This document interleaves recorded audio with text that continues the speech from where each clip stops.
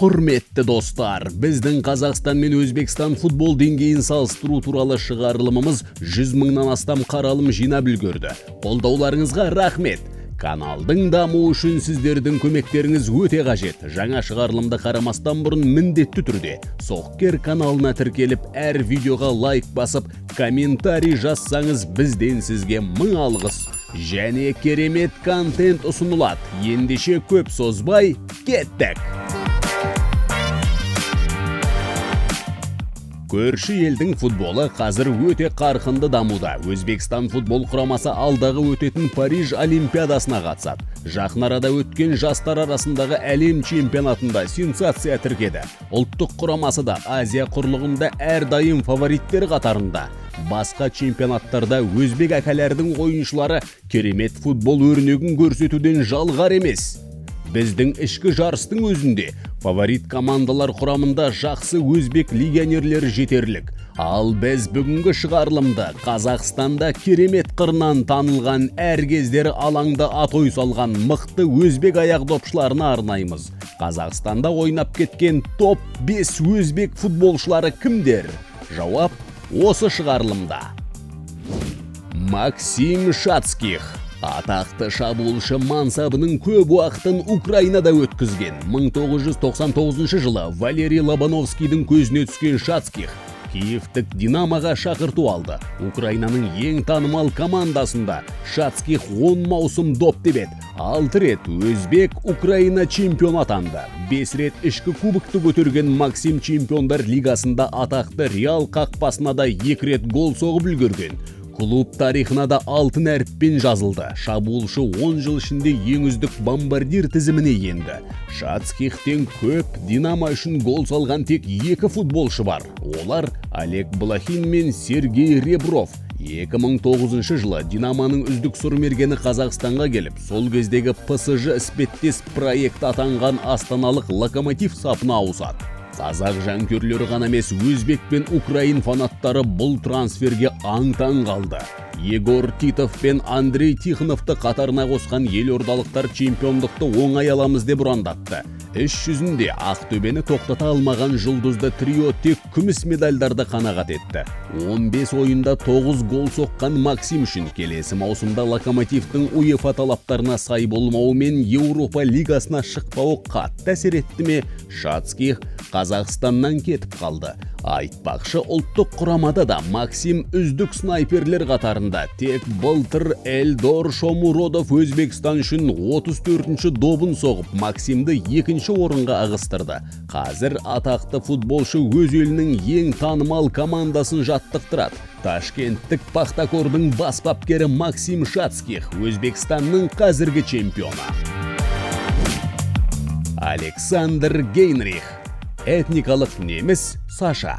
Ангрен қаласында дүниеге келген. 2001 жылы Дустлик деген командада өз мансабын бастаған Гейнрих бірден келесі маусымда Өзбекстанның гранды Пахтакор сапына ауысу туралы шешім қабылдайды. Сол жылдың қараша айында ұлттық құрама сапында керемет ойын көрсеткен аласа бойлы шабуылшы ресейлік скауттардың көзіне ілігеді. 2003 жылы Мәскеулік ЦСКА Гейнрихті өз қатарларына қосады. Алайда Александр Ресей астанасында мүлдем өзін-өзі көрсетуге мүмкіндік алмайды. Кейін Торпедоға ауысады. Ол жақта 2 маусымда 21 ойын ойнап, РПЛ-да бағы жанбайтынын сезген футболшы сарығұрлыққа кетуге шешім қабылдайды. Сувон, Эмирейтс деген командаларда доп теуіп жүргенде 2014 жылы Ақтөбе шабуылшыны өз қатарына шақырады. 3 маусым өзбек футболшысы батыста доп тепеді. Ақтөбеге аңсаған чемпиондықты алып береді. Абаттың ордабасы қақпасына соғылған алтын голынан кейін тіпті алаңда құлап, жылап та үлгереді. Бұл Гейнрих, клуб аңызына айналған футболшы. Кейін Александр ордабасы сапында доп тепсе де, қазақстандық жанкүйер оны Ақтөбе аңызы деп біледі. Қазір Гейнрих Мәскеуде тұрады. Жақын арада Өзбекстандық футболға бапкер ретінде қайтып келуі мүмкін деседі. Жафар Ирисметов. Жафар Ирисметов Ташкентте туылған. Елімізде ойнаған ең мықты өзбек футболшыларының бірі. Үлкен футболдағы алғашқы қадамдарын Дустлик деген шағын аудан командасында бастаған. 125 ойында 81 гол соққан Ирисметов тума талант екенін дәлелдеп, грекиялық Панатинаикос командасына шақырту алады. Алайда Олимп шыңын бағындыра алмай, қайта Өзбекстанға ұлтан болуға беттейді. Жафар ел чемпионаты мен кубокты ұтып, 3-ші мәрте үздік бомбардир атағын ұтып алады. Ресей чемпионатының скауттары оны байқап, Ирисметов мәскеулік Спартак сапында Баварияға қарсы чемпиондар лигасында дебюттік ойынын өткізеді. 8 ойында мүлдем гол соқпаған шабуылшы 2004 жылы Қазақстан чемпионатына ат басын бұрады. Стан деп аталатын елдерде мықты ойнай ма, Жафар қайратпен чемпион атанады. Жалпы Қазақстанда Жафар екінші демін ашады. Алматылық клуб сапында 62 ойында 28 гол соғады. Алайда бас бапкерді қуған қайрат Жафарды да жіберіп алады. Нидерландылық Йормен Пайперс баптайтын Алма-Ата командасына ауысқан Ирисметов клубтың аңызына айналады.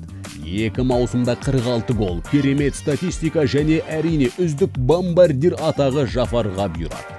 2008 жылдары гегемонияға дайындалып жүрген Ақтөбе Ирисметовты өз қатарына қосқанымен, ақ қызылдардың бас бапкері Владимир Мухановқа өзбек футболшысы мүлдем ұнамайды.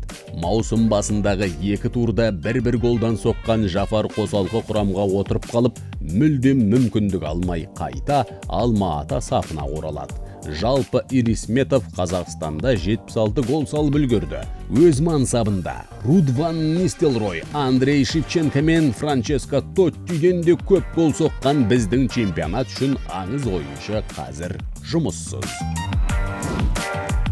Ұлықбек Бакаев. Қазақстанда ойнаған ең мықты өзбек футболшысы кім десеңіз, ол Ұлықбек Бакаев. Туған Бухара командасында мансабын бастаған Бакаев бір ойында 6 гол салып, Өзбекстан чемпионатының рекордын орнатты.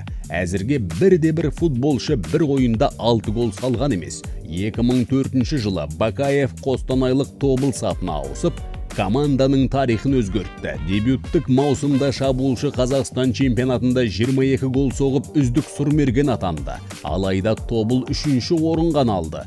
Жалпы 4 маусымда Бакаев 55 гол салып үлгерді.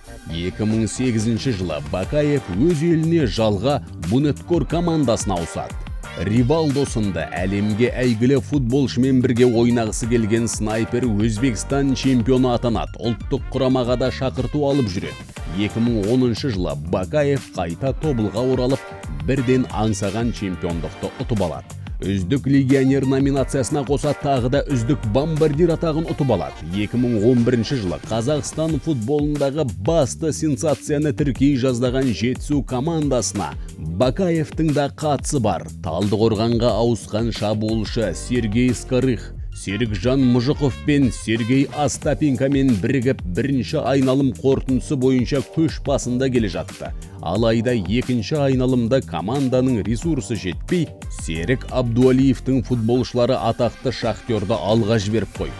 Бакаев 28 ойында 18 гол соғып Қазақстанның үздік футболшысы атанды. 2012 жылы Бакаев Павлодарлық Ертіске ауысып, тағыда маусым қорытындысы бойынша үздік сұрмерген атанып үлгерді.